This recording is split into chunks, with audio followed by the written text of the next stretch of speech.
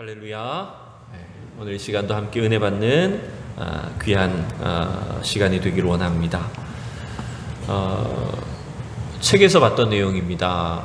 어떤 이슬람 지역을 선교하시는 어떤 목사님이 그 시골 지역의 시골 동네 아이들을 이렇게 만나는데 깜짝 놀랐다고 합니다. 왜냐하면 이제 한 5살밖에 되지 않는 그 유치부 수준의 아주 그런 아이들이 이슬람권이니까 코란을 막 줄줄줄 외우더래요. 예. 근데 여러분, 그게 자기 나라 말도 아니고, 이 코란은 여러분 아랍어로 쓰여져 있을 것 아닙니까? 그러니까 자기 나라 말도 아닌데 아이들이 막 코란을 막 줄줄줄 막힘이 없이 이제 외우더라는 겁니다. 그러니까 우리로 말하면 이런 거예요. 우리 뭐 찬이는 이제 벌써 이제 초등학생 2학년, 3학년인데 그보다 우리 밑에 있는 아이들이 뭐 예진이나 뭐 이런 아이들이 막 성경을 막 줄줄줄 외우는 겁니다. 그냥 한두 구절 외우는 게 아니라 그냥 시편을 막 몇 편을 그냥 통째로 막 달달달 외운다고 생각을 해보세요. 얼마나 놀라웠을까요? 그래서 이 선교사님이 이제 그 아이들에게 물어봤대요. 얘들아, 너희가 지금 뭔 내용인지 알고 외우냐? 무슨 뜻인지는 아냐? 이렇게 물었더니 아이들이 너무 해맑은 표정으로 몰라요. 무슨 뜻인지도 모르는 거예요. 자기 나라 말도 아닌데다가 그냥 그 의미를 알고 내용을 알고 외우는 게 아니고 그냥 소리를 외운 거죠. 네. 그러니까 어쩌면 그 이슬람의 그 어떤 뭐랄까요, 포교라든지 영향력이 참 무섭다라고 하는 걸 알 수도 있기도 합니다. 그런데 여러분, 과연 우리는 어떨까라고 하는 걸 한번 생각해 보게 되었어요. 우리가 지금 예배 시간에 이렇게 성경 말씀을 암송하기도 하고 주기도문을 외우고 사도신경의 신앙 고백을 하기도 합니다. 근데 만약 그 코란을 줄줄 외우는 아이들처럼 외우기는 잘하지만, 우리가 다 머리로 기억해서 암송은 하지만 만약 무슨 뜻인지도 알지도 못하고 아무 의미 없이 우리가 그냥 이 내용을 줄줄 읽고 외운다면 여러분, 그게 무슨 의미가 있을까요? 그냥 염불하듯이 주문을 외우는 것처럼 별 의미가 없는 것과 비슷하게 돼버린다라고 하는 것입니다. 그래서 우리는 지금 계속해서 이 사도신경의 말씀을 함께 살펴보면서 이 신앙 고백의 내용이 바로 오늘 우리의 신앙의 내용이 되셔야 됩니다.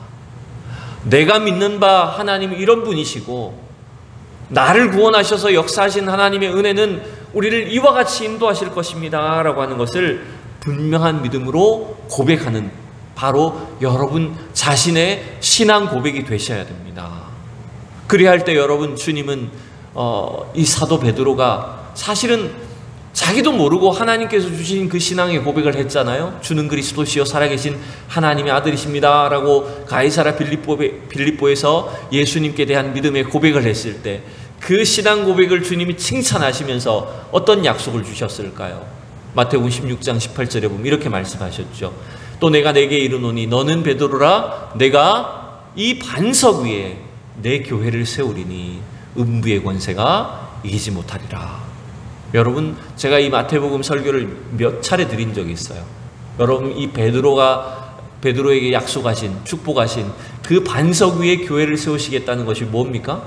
이 반석은 베드로를 말하는 게 아닙니다. 베드로의 그 확고한 신앙 고백을 말하는 것입니다. 그 신앙 고백 위에 주님은 교회를 세워주시고, 우리의 이 신앙 고백 위에 하나님 믿음의 가정을 세워주실 것이고, 우리의 이 확고부동한 신앙 고백 위에 하나님 우리의 인생을 세워주실 줄로 믿습니다. 그래서 여러분, 우리가 의미 없이 고백하는 것이 아닙니다. 아무 생각 없이 우리가 기도하는 것이 아닙니다. 유창한 기도, 유창한 우리의 말을 유창하지 못한다고 할지라도 우리가 한마디 한마디 속에 우리의 믿음을 담고 우리의 신앙을 고백할 때 여러분, 참으로 주님이 기뻐하시는 놀라운 역사가 이루어질 줄로 믿습니다. 자, 이제 오늘 우리는 사도신경의 이제 마지막 14번째 고백으로서 영원히 사는 것을 믿습니다 라고 하는 이 말씀을 함께 여러분 살펴봅니다. 지난주에 말씀드렸죠. 우리의 몸이 다시 사는 것, 그래서 몸의 부활과 그리고 영원히 사는 것, 이 영생에 대한 이 신앙은 장차 우리에게 이루어질 일에 대한 믿음이라고, 고백이라고 말씀드렸어요. 근데 여러분, 우리가 이 구원, 영생 구원에 대해서 말을 할 때 교회를 오랜 시간 다녔어도 사실은 굉장히 헷갈리는 표현들이 있습니다. 여러분들 한번 질문 드려볼게요. 여러분 구원 받으셨습니까? 여러분 구원 받으셨죠? 그러면 여러분 구원이 여러분 어떻게 질문 드려야 될까요? 여러분 구원이 이루어질 줄로 믿습니까? 구원을 받았습니까? 아니면 이루어지는 것입니까? 헷갈리시죠, 그죠? 그러니까 우리가 구원에 대해서 말을 할 때 제가 한번 짚고 넘어갈 필요가 있을 것 같아요. 제가 한번 정리를 한번 해드릴게요. 다시 이 구원을 우리가 설명할 때, 표현할 때 세 가지 시제로 표현할 수 있어요. 간단하게 말하면 과거와 현재와 미래로 표현할 수 있는 겁니다. 우리가 구원을 과거형으로 말할 때, 과거 시제로 표현할 때는 이렇게 말하면 됩니다. 구원 받았다라고 표현할 수 있어요. 성경 구절을 보면 작년에 암송했던 요절이죠. 에베소 2장 8절 기억하시나요? 너희는 그 은혜에 의하여 믿음으로 말미암아 구원을 받았으니 라고 그랬잖아요. 여러분, 우리에게 주신 이 구원은 이미 예수 그리스도의 십자가의 능력과 함께 그 보혈을 우리가 믿을 때, 그 능력을, 그 은혜를 우리가 영접할 때 우리가 구원을 받은 것입니다, 여러분. 그래서 받았다라고 우리가 이렇게 표현할 수가 있는 거예요. 출애굽기에 보면 이스라엘 백성들이 애굽에 내리는 그 10가지 재앙, 마지막 재앙을 피하는 방법이 뭐였어요? 그 재앙에서 구원받는 방법이 뭐였습니까? 어린 양의 피로 죽음이 넘어간 거였잖아요. 그러면 이스라엘 백성들은 광야를 거쳐서 저 가나안 땅에 도착함으로써 구원이 완성되긴 하지만 이미 그 어린 양 보혈의 피로 인해서 그 애굽의 그 재앙을 피하고 출애굽의 역사를 이룰 수 있었던 그 자체가 여러분 뭡니까? 이미 구원을 받은 것입니다. 믿습니까? 우리의 구원도 마찬가지인 거예요. 그래서 우리는 과거형으로 나는 구원받았다, 내가 예수 믿는 사람이라면 구원받았다고 이렇게 표현할 수 있는 겁니다. 두 번째, 우리의 구원은 현재형으로 또 표현할 수 있어요. 현재형으로는 성경에서 이런 구절들이 있습니다. 너희 구원을 이루라고 말을 합니다. 빌립보서 2장 12절을 읽어볼까요? 여러분 같이 시작. 너희가 나 있을 때뿐 아니라 더욱 지금 나 없을 때에도 항상 복종하여 두렵고 떨림으로 너희 구원을 이루라 라고 말합니다. 아니, 분명히 우리가 과거형의 시제로 나는 구원받았다라고 말을 하는데 어떻게 우리가 구원을 이룰 수가 있을까요? 이 말은 내 노력이나 나의 선행으로 구원을 이루는 게 아닙니다. 우리가 구원을 이룬다는 것은 예수 그리스도를 통해서 우리에게 허락하신 그 구원에 합당한 삶을 사는 겁니다. 그래서 주님의 그 말씀에 순종하고 또 하나님의 그 계명에 합당한 선행을 통해서 구원받은 자로서 이 땅을 살아가는 과정을 말하는 거예요. 그게 구원을 이룬다라고 표현을 하는 겁니다. 그 현재형의 시점에서. 세 번째, 미래형으로 표현하면 뭘까요? 우리의 구원이 어떻게 될까요? 구원을 받을 것이다 라고 설명할 수도 있어요. 우리 구원이 이제 완성되는 겁니다. 이루어지는 겁니다. 마태복음 24장의 말씀을 볼까요? 좀 줄여서 보면 뭐라고 약속하고 있습니까? 주님이 같이 읽어볼까요? 시작. 그러나 끝까지 견디는 자는 구원을 받으리라, 얻으리라 라고 했잖아요. 아니, 이미 구원 받았는데 또 구원을 얻으리라고 하는 것은 무슨 말입니까? 쉽게 생각해서 이것은 구원의 완성이라고 보시면 되는 겁니다. 이걸 이제 신학적인 용어로 이렇게 이제 다시 정리를 하실 필요가 있어요. 다 들어보신 표현입니다. 우리의 구원을 과거형으로 표현할 때 나는 구원받았다, 예수 그리스도의 보혈로 나는 구원받았다라고 말할 때 이것은 신학적으로 칭의라고 이렇게 붙일 수가 있어요. 우리는 예수 그리스도의 보혈로 거듭나고 하나님의 자녀로 의롭다 하심을 얻은 것입니다, 여러분. 그래서 그걸 칭의라고 말하는 거예요. 두 번째, 현재형으로 우리는 이 구원을 이루어가는 삶, 구원에 합당한 자로 이 땅을 살아가야 됩니다. 그 변화의 과정을 뭐라고 할까요? 뭐라고 할까요? 그 과정을 성화라고 이렇게 부르는 것입니다. 우리가 점점 그 주님의 자녀로 하나님의 사람들로 변화되어가는, 거룩해져가는 성화라고 이렇게 부르는 겁니다. 마지막 세 번째, 그러면 이제 우리의 구원이 완성될 것, 완전히 영광스러운 모습으로 우리가 변화되어서 우리의 구원이 완성될 그 시점을 뭐라고 표현할까요? 칭의, 성화, 그 다음에 마지막 단계가 뭘까요? 영화입니다. 영화관 무비가 아니고 거룩하게 변화된다는 뜻의, 완성된다는 뜻의 영화입니다. 자, 그럼 우리는 어디 시점에 있을까요? 지금 저와 여러분 어디에 있습니까? 완성되었습니까? 아직도 칭의 단계입니까? 물론 정확하게 어느 지점이라고 말할 수는 없겠지만 우리는 지금 대부분 다, 성도들은 다 현재에 있잖아요. 이미 과거에 우리는 예수 그리스도를 통해서 구원받았고 장차 이루어질 구원을 바라보면서, 완성될 구원을, 그 약속을 믿으면서 현재 우리는 구원을 이루어가는 성화의 과정에 있는 것입니다. 여러분 믿습니까? 여러분 그 관점으로 우리가 서로를 보셔야 돼요. 그래서 여러분 약점이 많아요. 아직도 아직 우리 안에 여러 가지 죄성도 있고 아직 덜 다듬어지고 우리의 부족한 점들이 있습니까? 없습니까? 있다는 거예요. 그러나 우리는 변화되고 있습니다. 여러분 주님 우리를 만들어가고 계십니다. 자, 그런데 우리는 여기서 조금 더 깊이 생각해 볼 필요가 있습니다. 여러분 우리가 이 구원을 그냥 구원이라고 말을 하면 그냥 사망에서 또 절망에서 구렁텅이에서 건짐받은 정도만을 우리가 말할 수가 있어요. 만약 여러분 물에 빠진 사람이 있다고 칩시다. 그 사람을 구원했어요. 구조했어요. 그럼 구원받았다라고 할 수 있겠죠?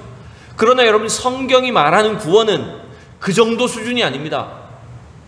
요한이 우리에게 주신 이 말씀이 있죠. 요한복음 5장 24절을 보면 같이 읽어봅시다. 시작. 내가 진실로 진실로 너희에게 이르노니 내 말을 듣고 또 나 보내신 이를 믿는 자는 영생을 얻었고 심판에 이르지 아니하나니 사망에서 생명으로 옮겼느니라.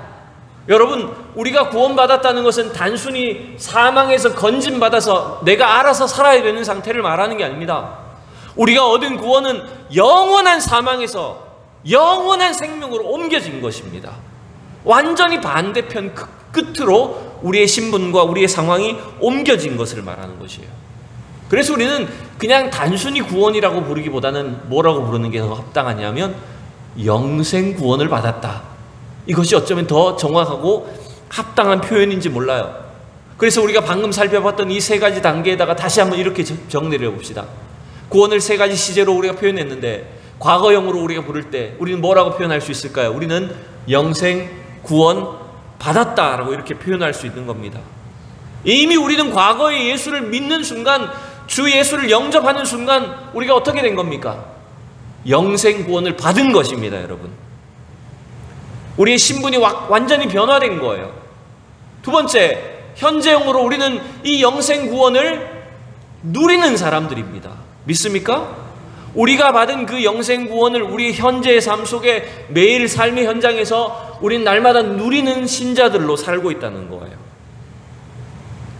세 번째, 우리 미래적인 측면에서 이 영생 구원이 어떻게 될까요?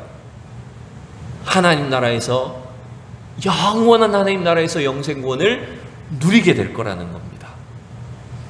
여러분 우리는 이 구원에 대해서, 특별히 영생에 대해서 좀 더 선명한 생각과 이해를 할 필요가 있다라고 하는 거예요. 또 한 가지 우리가 이 영생에 대해서 오해하고 있는 측면이 있습니다. 그것은 뭐냐 하면 제가 몇 차례 설명드렸지만 영생을 죽음 이후에 일어날 일로만 생각하는 것입니다. 우리가 생각하는 영생은 뭡니까? 이 세상의 삶이 끝나면 죽은 뒤에 하나님 나라에 들어가는 것, 그게 영생이라고 생각하지요. 일부분은 맞지만 정확한 것은 아닙니다. 여러분 우리는 이 영생을 길이로만 생각하는 경향이 있어요. 길게 사는 게 영생이다. 그럼 여러분, 장수하시는 분은 영생하시는 걸까요? 네? 여러분 잘 생각해 보셔야 됩니다. 영생은 물론 죽음 이후에 하나님 나라에서 우리가 하나님과 함께하는 것이 영생이지만, 아까 방금 말씀드린 것처럼 영생은 이 땅에서도 내가 영생 구원을 받았고 그 영생 구원을 누리고 살다가 마지막 날 주님 나라에서도 영생을 우리가 다 함께 그곳에서 누리는 것이 우리가 받은 영생이라고 하는 거예요.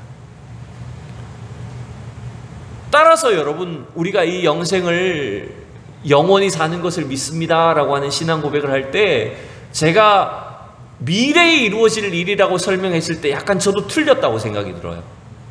왜냐하면 이미 우리는 영생을 누리고 있는 사람들이잖아요. 그러니 미래에 이루어질 일이라고만 해버린다면 이것도 제 설명이 틀린 일인 것이라고 생각이 드는 겁니다. 오늘 이 요한복음 17장을 중심으로 해서 왜 이것이 그러한가를 빨리 한 말씀드려 볼게요. 첫 번째, 우선 요한복음 17장 1절 2절을 우리에게 보여주시면서 알게 하시는 것이 뭐냐면, 영생은 예수님을 통해서 하나님이 우리에게 주시는 것이라는 거예요. 영생은 누가 주시는 거라고요? 예수 그리스도를 통해서 하나님 우리에게 주시는 것이 영생입니다. 2절을 함께 읽어봅시다. 요한복음 17장 2절 시작. 요한복음 3장 16절 시작. 하나님이 세상을 이처럼 사랑하사 독생자를 주셨으니 이는 그를 믿는 자마다 멸망하지 않고 영생을 얻게 하려 하심이라. 여러분, 이 땅에 독생자를 보내신 이유, 왜 예수님이 이 땅에 오셨죠? 십자가 지시기 위해서. 궁극적으로 그 십자가는 무슨 목적입니까? 우리에게 뭘 주시기 위해서? 영생을 얻도록, 우리에게 영생을 주시기 위함이라는 거예요. 마찬가지로 오늘 17장 2절도 그렇습니다. 아버지께서 아들에게 주신 모든 사람에게 뭘 주게 하신다고요? 영생을 주게 하시려고 아들을 보내셨다는 거예요. 예수님이 영광 받으시는 것은 뭐냐 하면, 사람들로부터 높임받는다라고 하는 영광보다는 우리에게 영생을 나눠주시는 것 자체가 예수님이 영광을 받으시는 것입니다. 그래서 여러분, 우리가 예수 그리스도를 통해서 얻은 영생은 취소될 수 있을까요? 무효화될 수 있을까요? 절대로 취소되지 않습니다. 여러분, 정말 중요한 구절 한 구절만 더 보도록 합시다. 요한복음 10장 28절 29절이에요. 제가 참 좋아하는 암송 구절인데 같이 읽어볼게요. 시작. 내가 그들에게 영생을 주노니 영원히 멸망하지 아니할 것이요 또 그들을 내 손에서 빼앗을 자가 없느니라. 여러분, 하나님께서 예수 그리스도를 통해서 우리에게 영생을 주시는데 그 영생은 절대로 취소되지 않습니다. 아무도 빼앗을 수 없습니다. 29절 시작.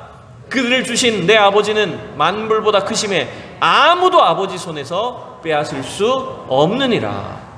여러분, 하나님이 우리를 붙잡고 계시고 예수님이 우리를 붙잡고 계시는데, 구원하신 사람, 영생 받은 사람은 절대로 그 영생이, 구원이 취소되지 않는다는 거예요.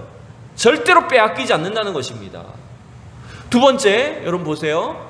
이 영생을 우리가 바르게 해야 됩니다. 아까도 말씀드렸지만 영생은 생명의 길이가 아니라 생명의 성격을 말하는 것입니다. 여러분, 이걸 잘 생각하셔야 돼요. 영생은 우리가 자꾸 단어적으로 생각해서 길다는 개념만 갖게 됩니다.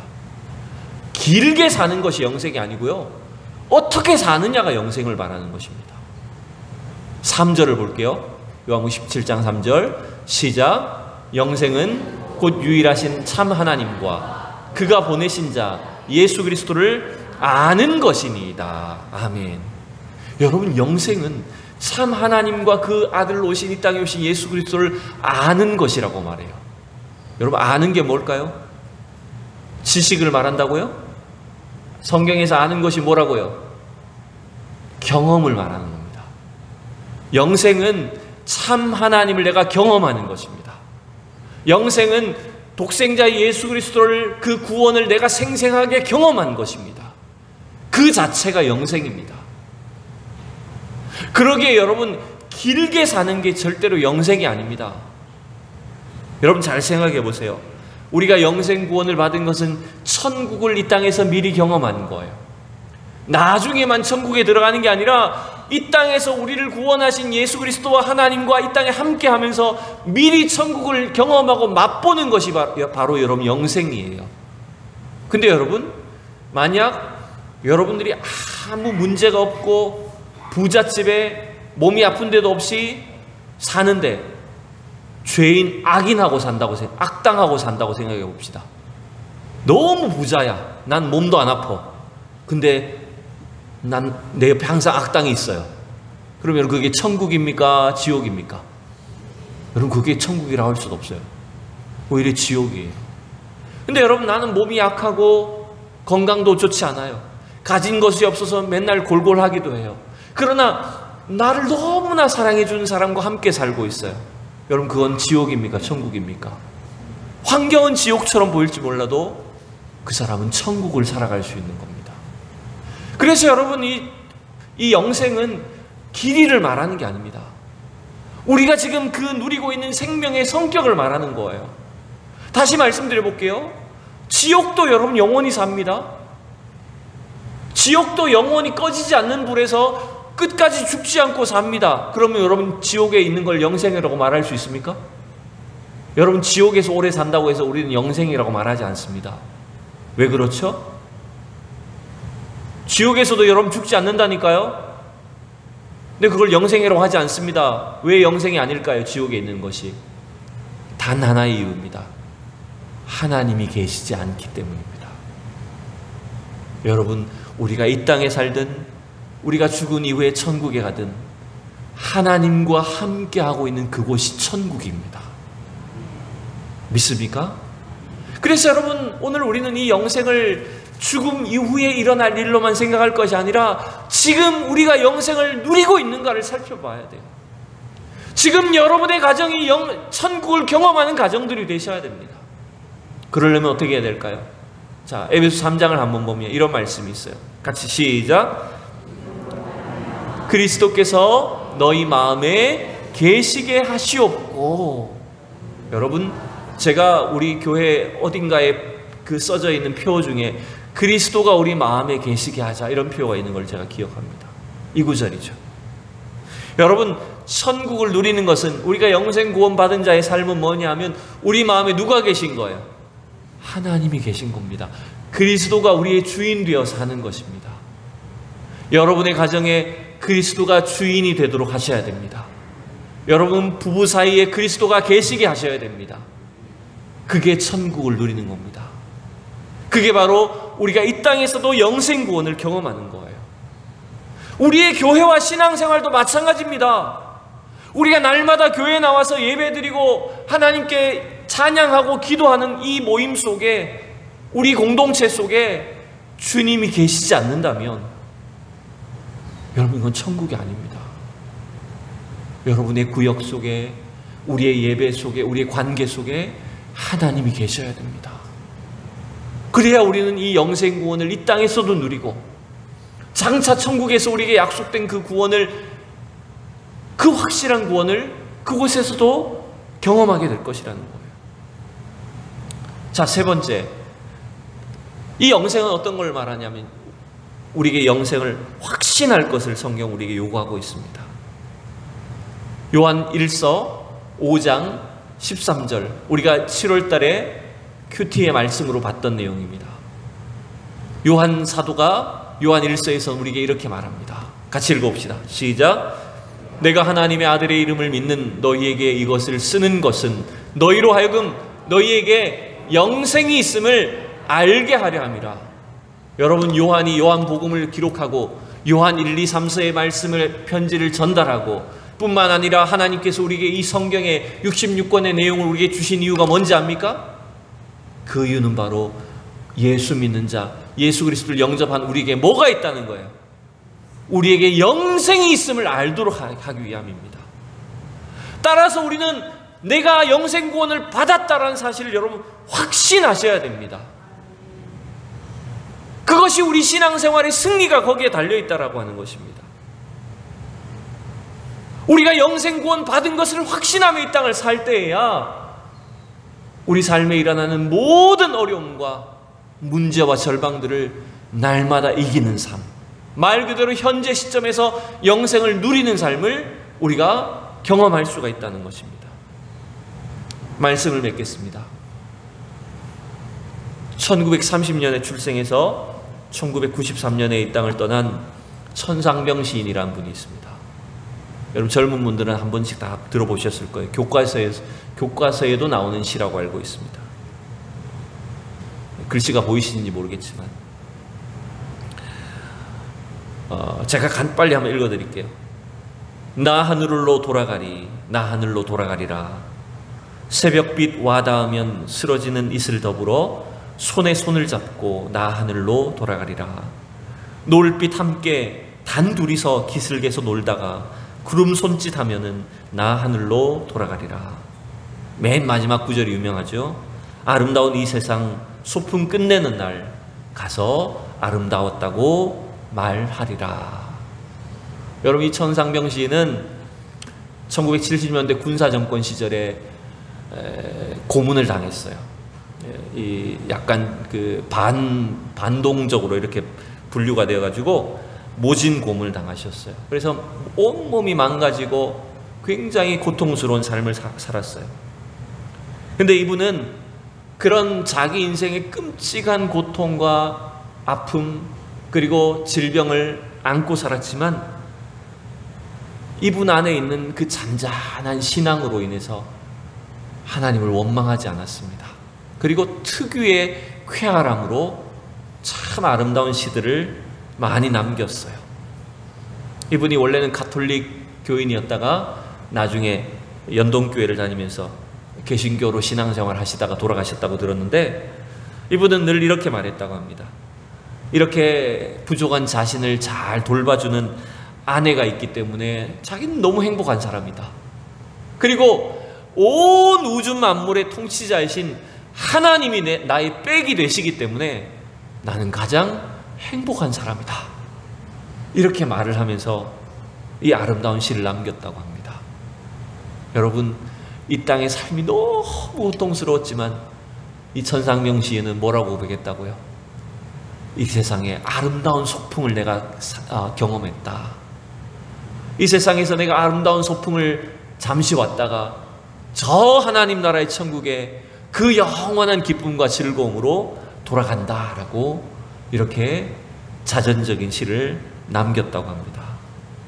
여러분 오늘 우리의 삶도 머지않아 주님 앞에 가야 됩니다. 그럼 여러분 우리는 과연 우리의 삶을 우리 현재 시간을 뭐라고 표현하시겠습니까? 여러분 우리에게 다가오는 저 죽음 너머의 세계 우리에게 약속되어 있는 저 영생 구원에 대한 신앙을 가지고 계십니까? 오늘 이 사도신경의 설교를 마치면서 이제 여러분들이 대답하셔야 될 차례입니다. 제가 마지막 몇 가지 질문들을 남겨보겠습니다. 여러분 영원히 사시는 것을 믿습니까? 여러분 영생 구원 받은 자로서 지금도 하나님과 함께 살고 계십니까? 하나님과 함께하는 그 행복과 은혜를 누리고 계십니까? 또한 주님이 주시는 그 생명을 여러분 날마다 경험하고 계십니까? 그래서 우리에게 주신 이 영생 구원을 이 땅에서도 경험하고 주님이 예비해 놓으신 저 하나님 나라에서도 주님과 함께 영원히 함께 살아가는 그 은혜와 능력과 기쁨을 얻게 될 것을 확신하십니까? 여러분 이제 그 대답으로 여러분의 입술로 고백하십시오. 영원히 살 것을 믿습니다. 여러분 이 고백으로 하나님 앞에 이 사도신경을 마무리하면 좋겠습니다. 기도하겠습니다. 살아계신 하나님, 주님의 은혜를 감사합니다.